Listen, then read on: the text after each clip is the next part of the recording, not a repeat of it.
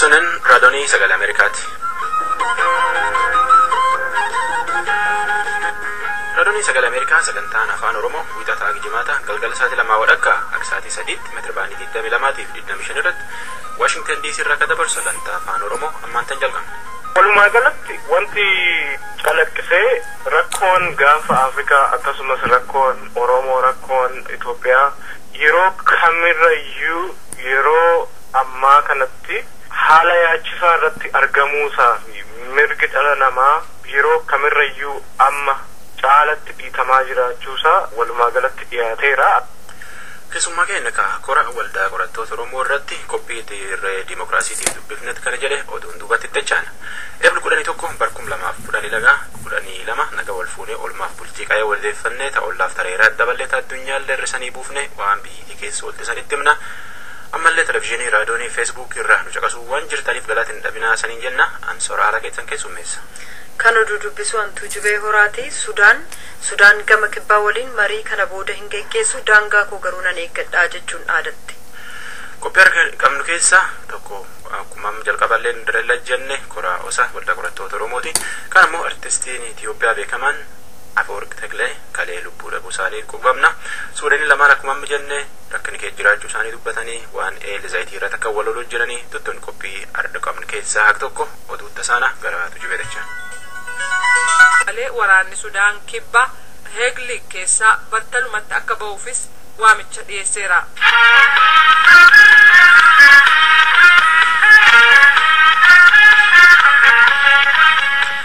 Ayyaalamaan waa hanaafee dabarraa Washington DC'tti lafnu jirtonatti lakkoofsa amma nu keessa jiru kanatti yookaan sa'aatiin gara sa'aatii 1:45ti. Isaniin biyyi jirtan gara sa'aatii 2:45ti deemuu jirti. Ani birraa nam xiqqeen naanu sirbeetiin afaan Oromoo guddisuu hedduu qooda keessa qabu keessa tokko yoo jabaa yookaan gootota Oromoo kuma hedduu faarsanillee innillee keessum jira. Gaaf tokko gaaf fagoo tokko jechuun inni istuudiyoo keenya dhufee jennaan isaatiin siyaasa faarsite aadaa faarsite afaan faarsite biyyaaf sabkeetillee faarsite ammallettuum jirta amma maan jettaa jennaani irrumde deebi'ee waan inni jiru tokko jira barnootaa jedhu.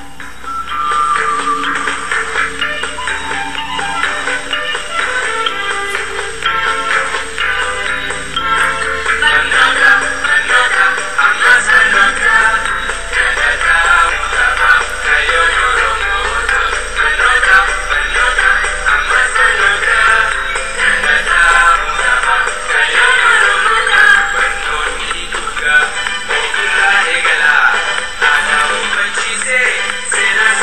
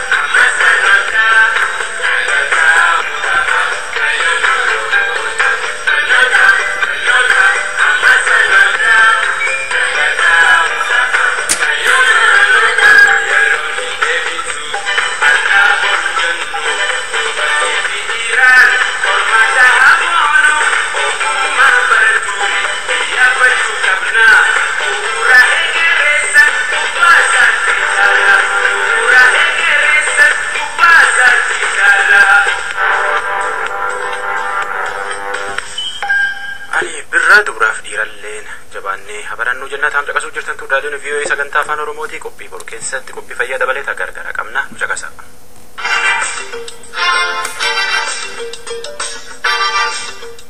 Dirree Demokiraasii.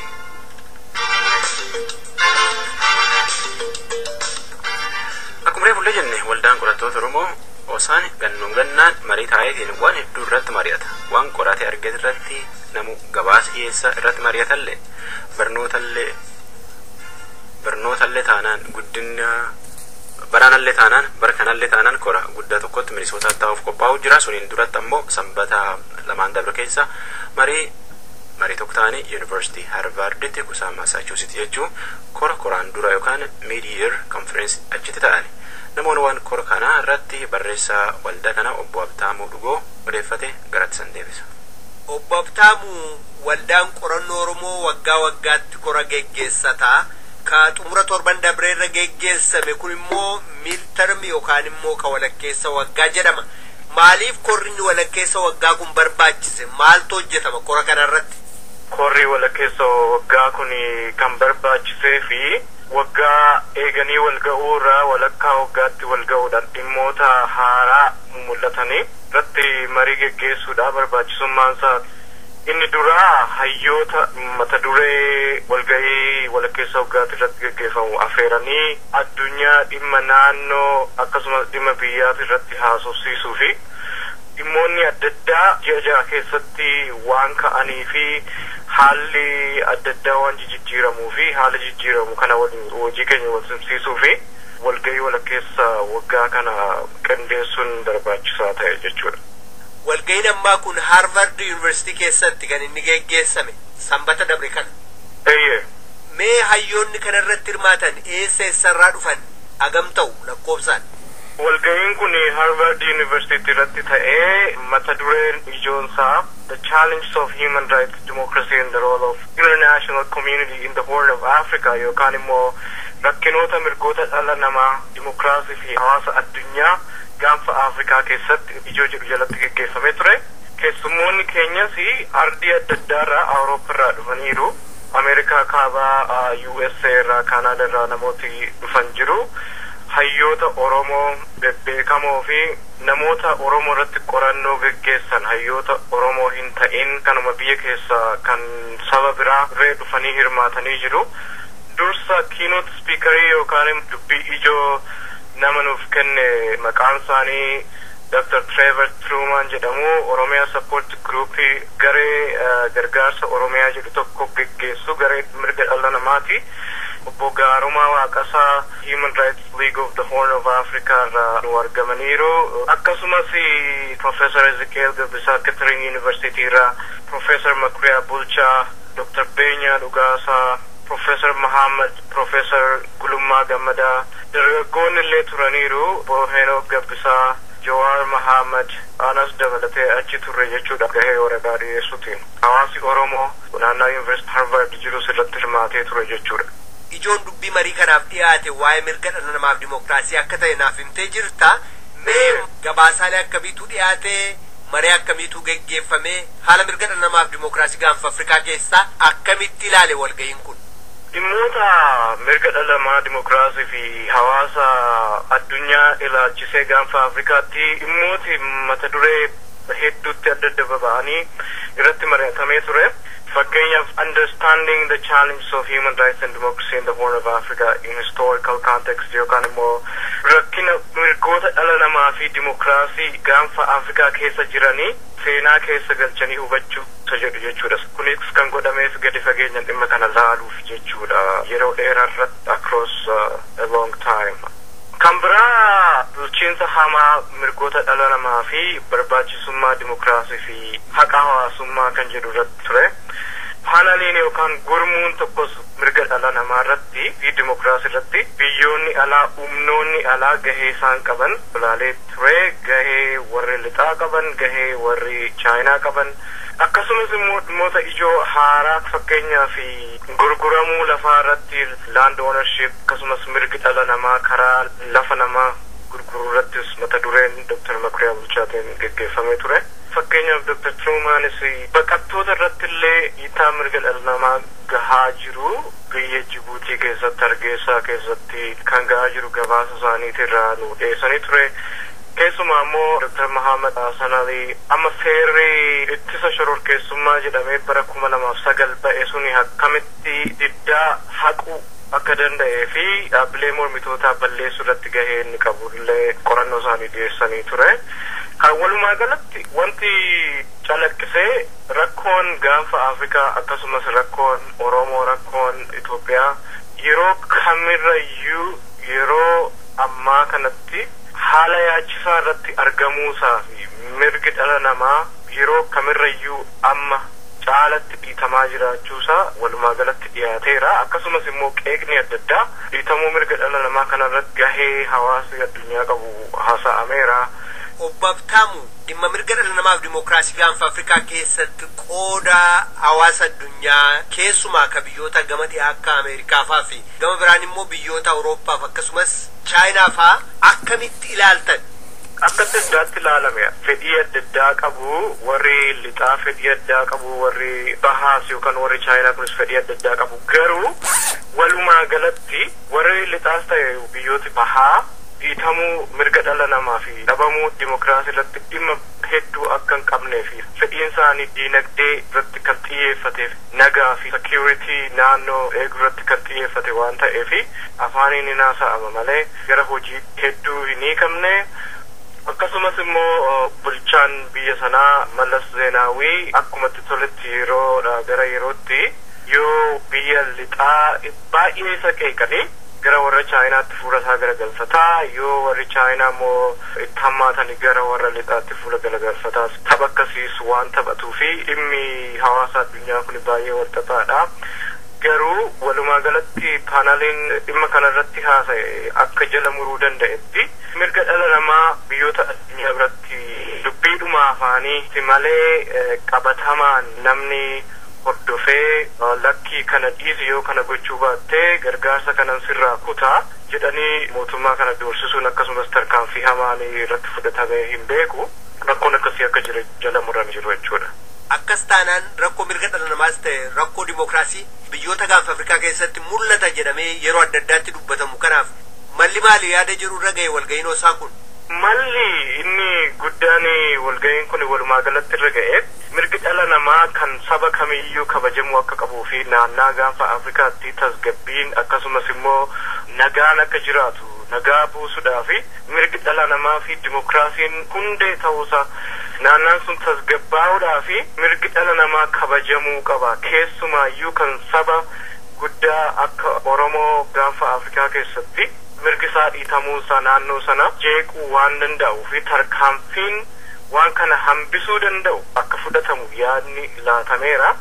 Akkasumas immoo dhimmi kun dhimma Oromoo qofa otoo hin taane human rights jechuun dhalli namaa mirga qabu waan ta'eef pilaatfoormii kanarratti namooti hunduu qomoon biyya sana keessa jiru hundumtu waan irratti walii galuu danda'uu fi keessumaa warri cunqurfamanii waan kana irratti hojjechuudhaanii gara fuulduraatti furmaati akka laalamaa deemu walga'iin kun mala dha'ee ture. Kora geggeessitan kana irratti gabaasaalee dhiyaatan akkasumas marii geggeessitan irraa yaadawwan argaman kana eenyutu itti gargaarama eessa geessitu moo walga'iidhuma sana irratti dubbatame achumatti hafaa obbabtaamu? Korri kun waggaa geggeeffamu akka hawaasa bal'aa ga'uu fi walga'ii sanarratti namooti hawaasa adda addaa hirmaatu akka 150 namoonni ta'an hirmaataniiru. Namoonni suni yaada sana fudhatanii hawaasa keessa waan galaniif yaada sana hin babal'isu. Akkasumas immoo biyyoota lixaarraas ta'e bahaarraa namooti Chaayinaarraas biyya kanarraas dhufanii hirmaatan jiru. Gahee adda addaa kan qaban jechuudha. Barnoota keessattis haa ta'u tarsiimoo adda addaa baasuudhaan namooti hirmaatanii gara mootummaa isaanii fuudhanii deemuu danda'u waan ta'eef dhimmi kun hin dhaga'ama jechuudha. Keessumaayyuu lafa akka Yuunivarsiitii Harvarditti walga'ii kana deemsisuun keenyayyuu kan barbaachiseef tokkoffaa dhimma kanaaf hubannaa gahaa kennuu yookaan immoo fuulduratti tasduudhaan oduu keessatti illee fakkeenyaaf Harvard University in the News kan jedhu irratti keynote speakeriin keenya wanti dubbate ta'ee ture. Kan biraa qorannoon kun gara JAS yookaan immoo Journal of Oromo Studies irratti barreeffama isaanii kana publishii gochuudhaan hawaasa caalatti sadaallatu bira akka ga'u gochuun waan eegamu akkasumas sabaa himaalee Oromoo adda addaa irratti dhimmi kun bahee hawaasa bal'aa gahaa jira. Kanaafi akkasitti uummata bira geenya jechuudha. Barreessaa waldaa qorannoo Oromoo obbo Habtaamuu Dhugoo ibsanaa kenniteef guddaan si galatoomsadha. Obbo Namoo baay'ee galatoomaa isinis carraa kana ilaalachuu keessaniif. Dhaggeeffattoota keenya sagantaa keenya xumuruu dura matoota oduun irra deebi'a. Guutuu addunyaa irratti kabajaa kan horatan lammiin Itoophiyaa Abiyyoof aartistii beekaman Afeworq Taklee kaleessa galgala du'aan boqotanii jiran. Obbo Andu'aalem Arraagee har'a yeroo dhumaaf ragaalee ofirraa ittisuu dhiyeeffatan manni murtiis dhimma isaanii irratti murtii dhumaa kennuuf beellama kabiroo kennee jira. Qopheessitoonni gaazexaa Fiteef Naggaadiraas jedhamanis mana murtiitti akka dhiyaatan ajajamaniiru. Sudaan gama kaabaa falmii daangaa irratti waan walitti bu'aniif jecha marii Sudaan gama kibbaa waliin geggeessitu addaan kutte. Raadiyoon biyyattii taanaa pirezidaantii Alii Haj Adam Yusuf maqaa dha'uun akka gabaasetti gama kibbaa waliin kana booda mariin hin jiru Sudaan daangaa ishee eeguu qabdi jedhe. Sudaan gammi kibbaa erga baatii waxabajjii waggaa darbee qabee kaartuumiin waraanaa kanneen jiran riphxee loltootaan gargaaramuudhaan naannoo boba'aan badhaate Heegleekiin haleeltee jechuun himatte. Biyyi Maalii biyyattiin pirezidaantii yeroo ce'umsaa sirna kakuu raawwachiisuuf qophaa'aa wayita jirtu kanatti paartilee poolitikaa hedduun mootummaa ce'umsaa biyyattii waliin hojjetu jechuu kan amanan ta'uu namoonni siyaasaa beeksisaniiru. oduun ammaaf qabnu kana.